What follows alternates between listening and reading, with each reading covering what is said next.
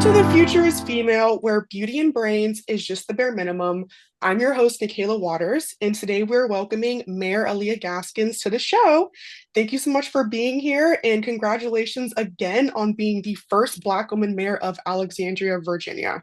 Well, thank you so much for having me. It's good to see you and to be with you today. It's great to see you too. So, your anniversary of being elected is coming up in January. With that, I really wanted to ask, I know that you're carrying a lot of first on your shoulders. Do you ever Mhm. feel the pressure to be perfect? And how do you balance that while staying authentic to who you are? Yeah, it's hard to believe that 1 year is coming up so fast. Right. It feels like I just got started.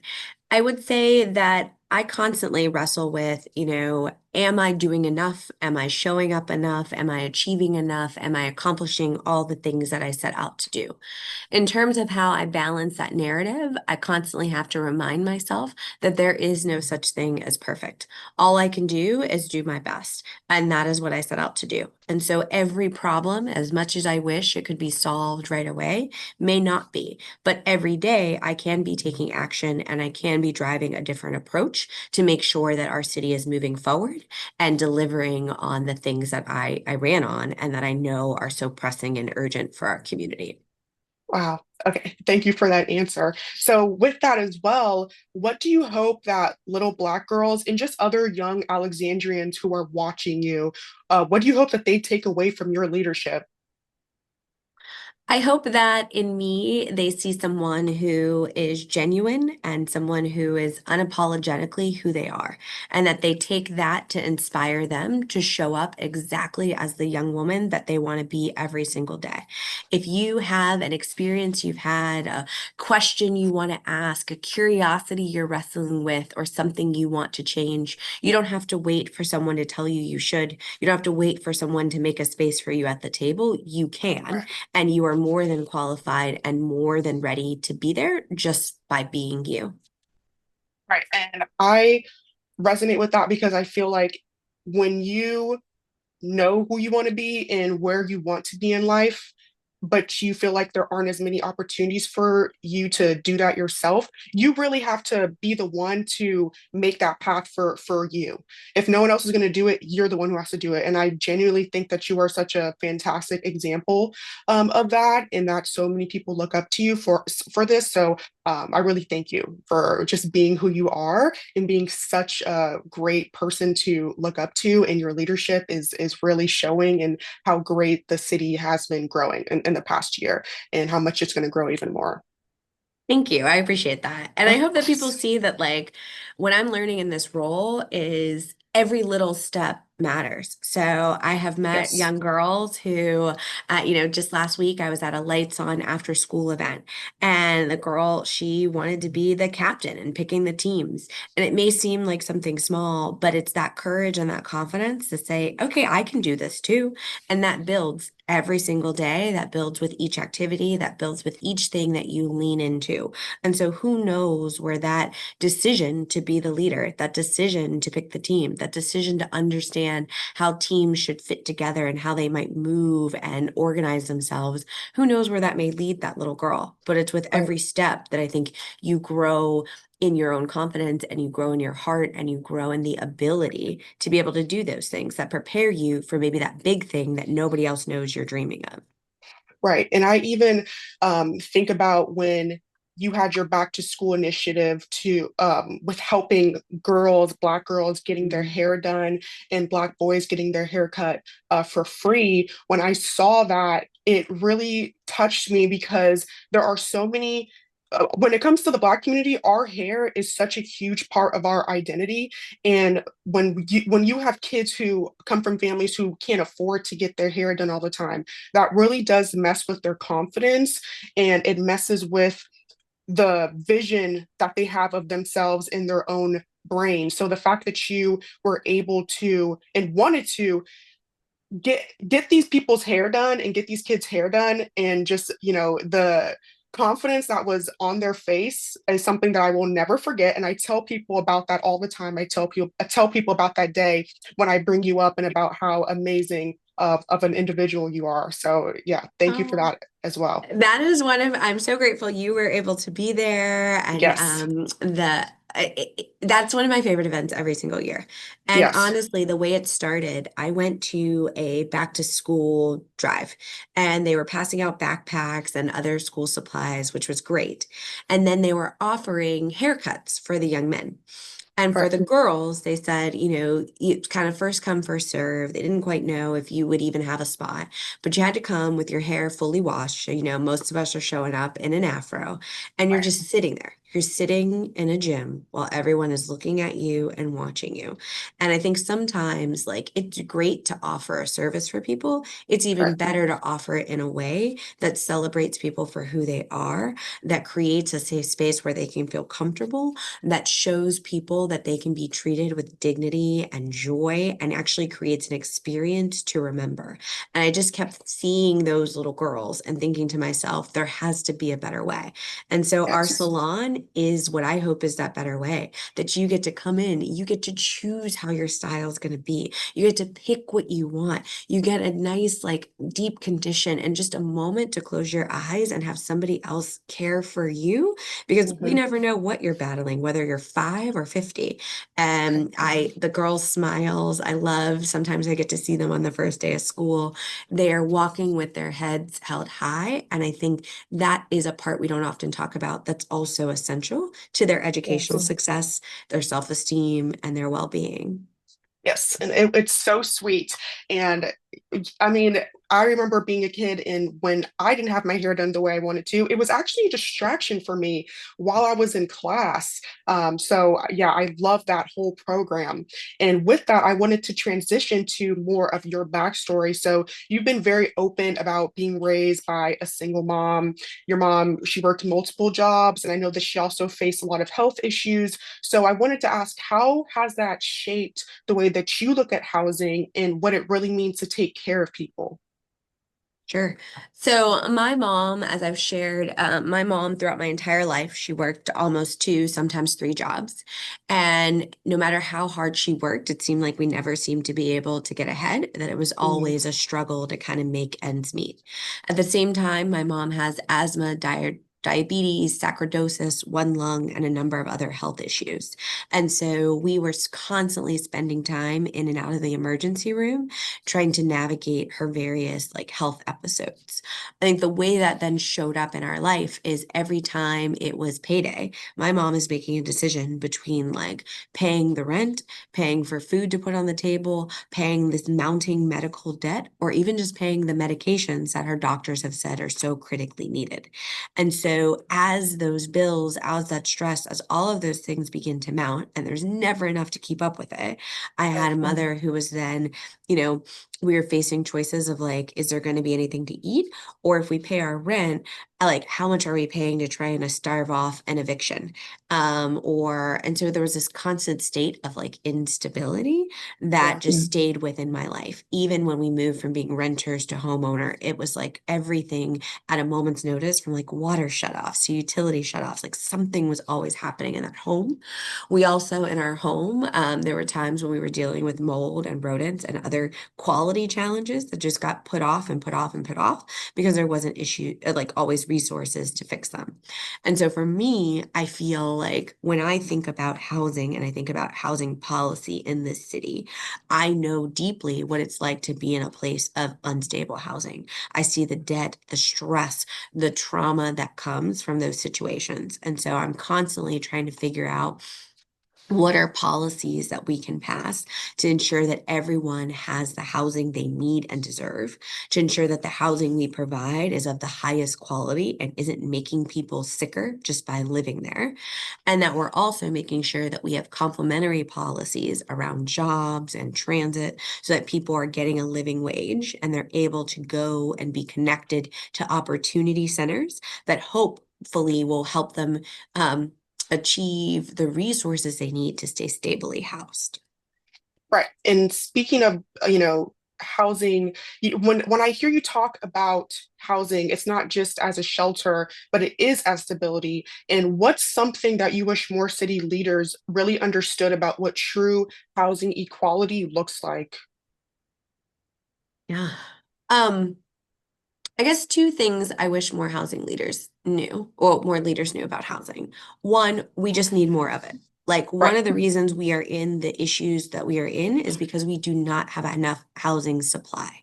People need options, and that those options are not just from like the affordability, but in terms of where they're located and in terms of types. You know, some people want to be in a single family home, some people want to be in an apartment, some people need one bedroom, two bedroom studios. We have to be like creating an ecosystem that supports more people.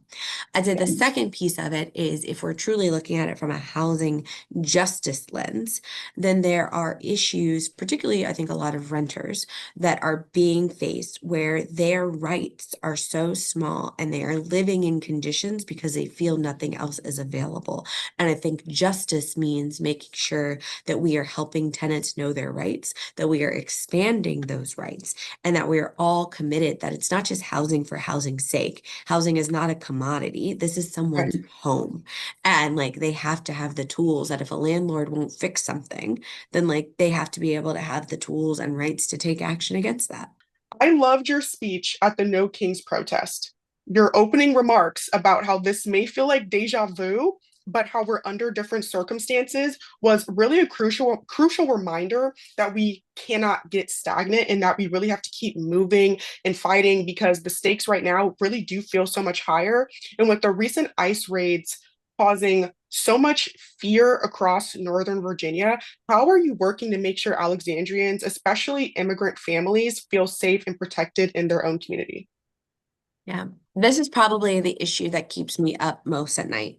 Yeah. What I love about our city is that we've always been, or at least we always strive to be, a welcoming Yes. and diverse community. And I think right now, the fear, the anxiety, the stress that is happening within our city, people who have lived here for decades are now worried as to whether or not they should go outside. You have children who are going to school and they're fearful as to whether or not their parents will be there when they return home. And that's no way for anyone to live. And so I think a couple things that we are doing, first and foremost, is we have been, as a council, very clear in our stance and in our solidarity with our immigrant community. So showing up in neighborhoods, being with people, working with law and working for legal aid and other entities to make sure that people know their rights. The other thing is our law enforcement, so our Alexandria Police Department, does not participate in immigration related enforcement activities. And so we've been very clear about our stance and what they do and what they do not do. They are not Border Patrol, they are not customs agents, and they're not going to enforce those policies or participate in raids. And so we have been working to educate the community on this is what APD's uniforms look like. This is if they're in the community, why are they in the community? If they're serving a warrant or they're taking other action, we try and notify all surrounding neighbors and people just to make sure that people know our presence. Um, Yes. and I think that's really important to people when you're on edge about every time you see a law enforcement related vehicle. We've also been trying to work as much as we can with faith leaders and other nonprofit partners just to find different ways to help our community know how supported they are. It's a challenge because it's not like ICE comes in and tells me the time or the day that they're going to come. Right. Yeah. So it's just really trying to make sure people know their rights, know where safe spaces are, and know what's available to them should a loved one be caught up in a raid. So when you're balancing public safety with compassion and inclusion, how do you navigate that tension as a leader? Yeah, that's not an easy one. I mean, I think that what I have tried to spend my time doing is listening as much as possible to the diverse perspectives within my community, recognizing that what makes some feel safe may not make others feel safe, Yeah. and that we cannot have a one size fits approach. It differs neighborhood by neighborhood, it differs, school by school. And so really being intentional about what are we hearing? What do people need? And then how do we invest in the training and support for our law enforcement so that they're able to engage in neighborhood-based policing, but also in a way that is culturally competent?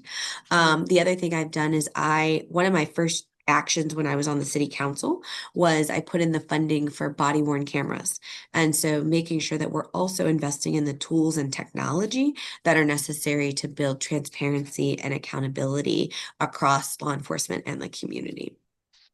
Great. And Yes. then I guess the last thing I would just raise, my background is in public health. My focus is always going to be on prevention. And so what are the things we're doing before we have to get to those interactions?